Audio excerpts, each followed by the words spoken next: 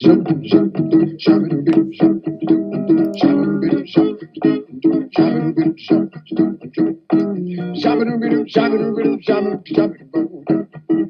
minstrel man, the cleaning man, I'm the pole man, I'm a shoe shine man, I'm a nigger man.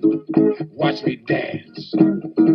Shabba-doo-boo, shabba-doo-boo, shabba-doo, shabba-doo-boo. I got the devil in me. It's the man you see. Got the devil in me. It's the man you see. Walk on, niggas, walk on. Walk on, niggas, walk on. Shabba-doo, shabba-doo, shabba-doo, shabba-doo, shabba-doo, shabba-doo. Don't do something, don't leave it in sound. Dibbity-bum, down. Shabba-doo-boo, shabba-doo-boo, shabba-doo, shabba-doo. I'm a minstrel man, the cleaning man, I'm the pole man, I'm a shoe shine man, I'm a nigger man. Watch me dance. Shabba-doo-boo, shabba-doo-boo, shabba-doo, shabba-doo. What's good, everybody? It's your brother Mad Black, the most dangerous and most toxic black man on the internet, and I am black up in your face again with some more pro-black commentary.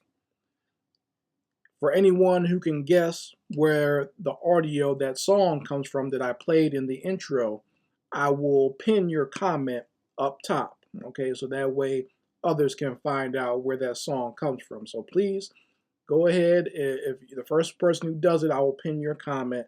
And I want to see how well versed some of my folks are out there as to where that song comes from, okay, and what media that this song was the intro of.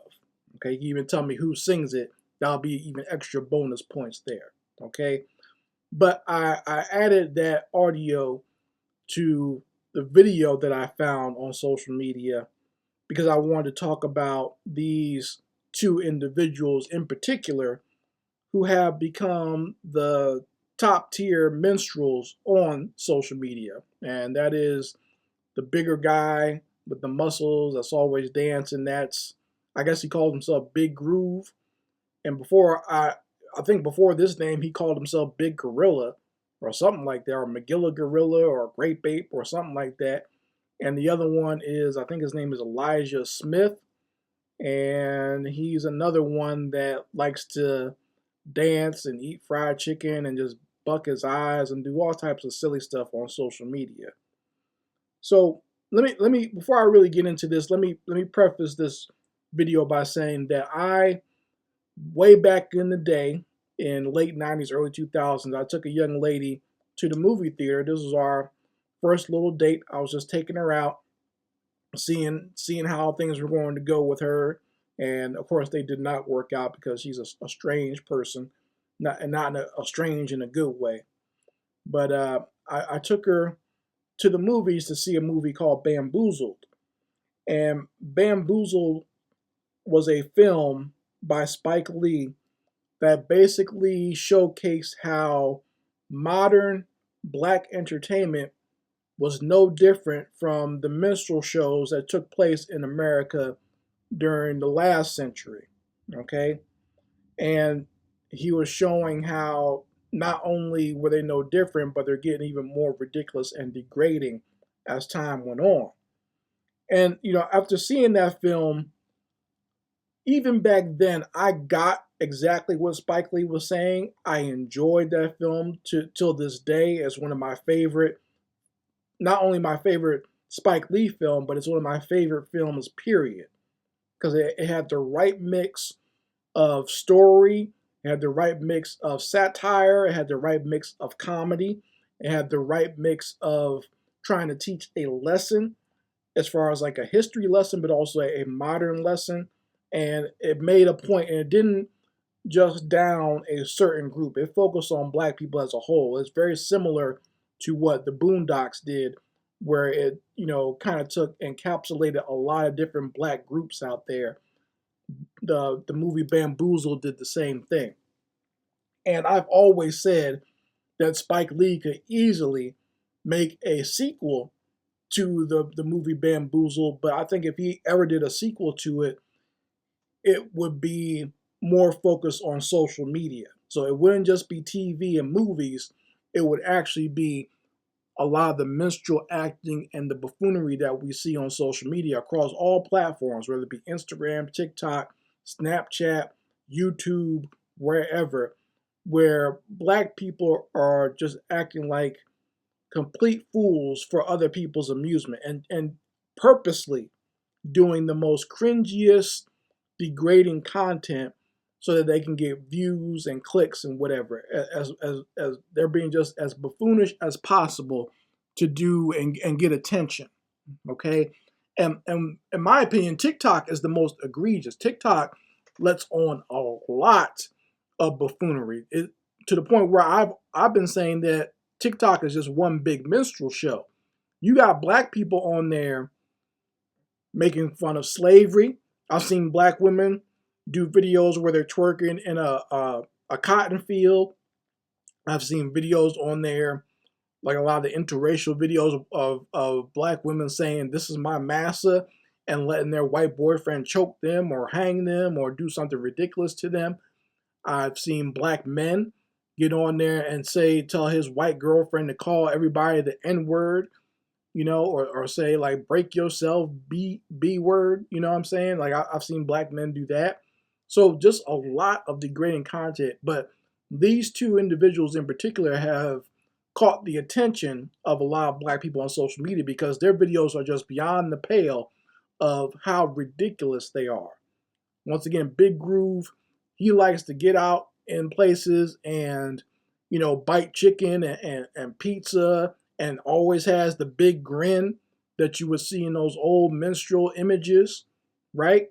He's a perfect example of that. And I know he's not American, but it's still degrading to black Americans, okay? So don't get too caught up in the immigrant versus native born American, because I think that argument sometimes that confuses things. It's a problem though, okay, for someone who either his family or him is not from here, but he thinks it's okay to come here and make jokes like that and act like a modern day Step and Fetch It. And what I found interesting was doing some research for this video. I found out that Step and Fetch It, his parents were immigrants. His father was from Jamaica and his mom was from another place in the Caribbean. So he wasn't really from here either.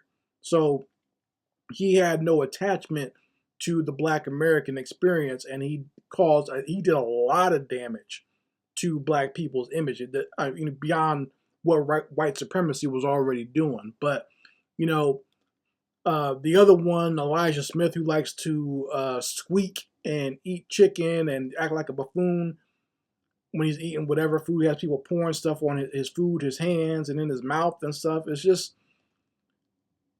It's super degrading, and these fools have teamed up. They've done little like team up videos where they buck dance together, right? Where they one guy feeds the other one fried chicken and whatnot, and they dance, and it's really bad. So modern social media and TikTok in particular has given a venue for these fools to put on a minstrel show, and they make sure they're in front of white people. These two know what they're doing. They're not stupid. Okay, they do this stuff on purpose because they know it will get a lot of views, and not just views from people who like it, but views from people who cringe at it or people who hate it. So we have to be careful as to where the negative side of things, where we don't like these things, that we're not hate watching them. Like, I'm not going to follow these two buffoons. I'm not going to keep watching their content. I'm only bringing this up because I'm trying to make an example of the modern day minstrel show, because that's what these two have become, a modern day minstrel show. And I don't know if these two will learn in the end, like Step and Fetch It, where they get to a point where they die broke, or they realize how much damage they've done at an old age, or will they just keep on going? And I mean, I can believe honestly that we'll see Big Groove and Elijah Smith in some movie.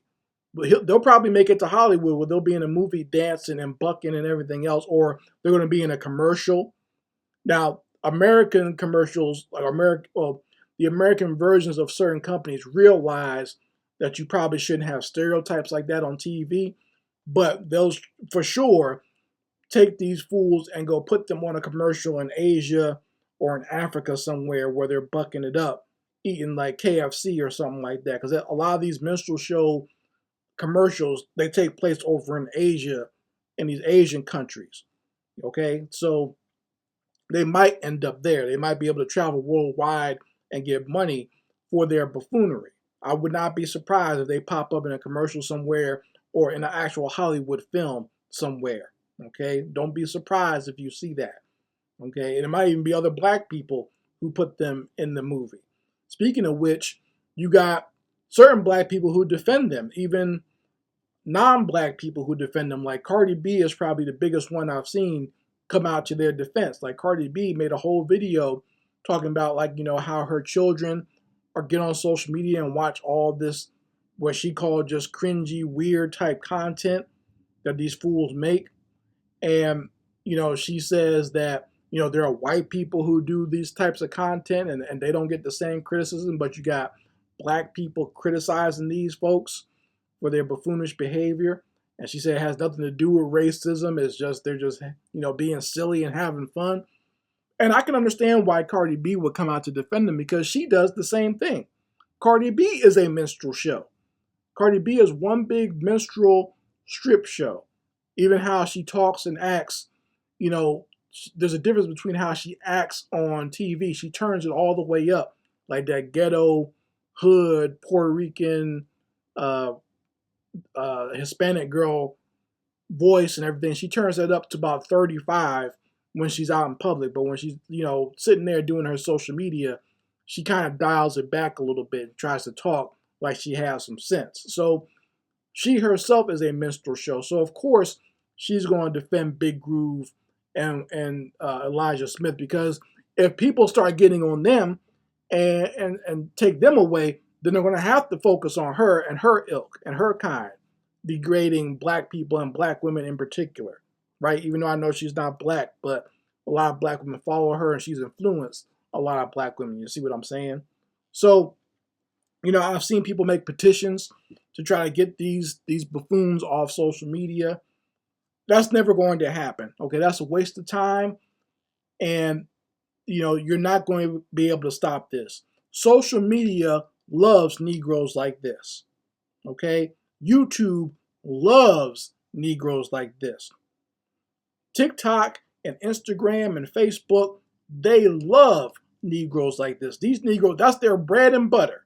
Now, if you have a black person online talking intelligent and giving you justifications for black people getting rights, not even using any profanity, or just showing news clips that don't go along with the narrative that is usually portrayed in media, mainstream media, that black person will be taken right off the platform. That black person will be said he's spreading hate speech, he's a bigot, he's homophobic, he's transphobic, he's a misogynist, whatever they can think of, that black person will be taken off social media. The buffooning will stay, okay? The minstrel shows will stay. The gender war content, that will stay, because that helps out with dividing black men and black women and destroying black families. So that all that stuff will stay. But if you're a black person talking with some sense, or maybe you're talking about history, or maybe you're just showcasing what a black relationship is supposed to be, don't expect a big audience. Okay? That's why when people try to comment or try to tear me down, it's like, oh, you only got a few thousand followers. You ain't nobody. That doesn't hurt me at all. I know the mentality of the people on social media. So I never got on here thinking I need to get a big audience. Even, to bring up the fact that I did have a larger audience, but YouTube took that away from me. But, even if I don't get a large audience, if it's just you folks here, I'm cool with that. I'm cool with the people that are here. Okay, the people that roll with me from the beginning or who follow me on social media, I like that. I like having that close-knit group of people, because at least I know these people are real people and they're actually, loyal, and, they actually like what I'm saying. They're not just blowing smoke up my behind. There are people with millions of followers who don't know anything about their audience, or their audience knows nothing about them really, other than what the nonsense that they put out there. So I'm good with a small, dedicated audience, because at least I know this audience would do something about the nonsense that goes on in our communities and in mainstream media and social media. So I like that. I'd rather walk with my 300 Spartans than an army of people who are not going to do a damn thing. Like Leonidas said in that movie where he met the other Greeks, he asked them, "What do you do for a living?" They said, I'm a potter, I'm a painter." And Leonidas asked his Spartans, "What do they do for a living?" They said, "We're killers, we're warriors, we're the warrior class. This is what we do." So I'd rather roll with people like that than have just a bunch of phonies and fakers around who are not going to do anything when the time comes. So I'm good with the small audience. Okay. So you folks let me know how you feel about these two in the comments section. I very much like to hear your opinions on this. I know a lot of people have a lot of opinions on the buffoonery of these two, but I'd like to hear from you specifically. Anyway, Mad Black, and I will be back on my foot on the devil's back.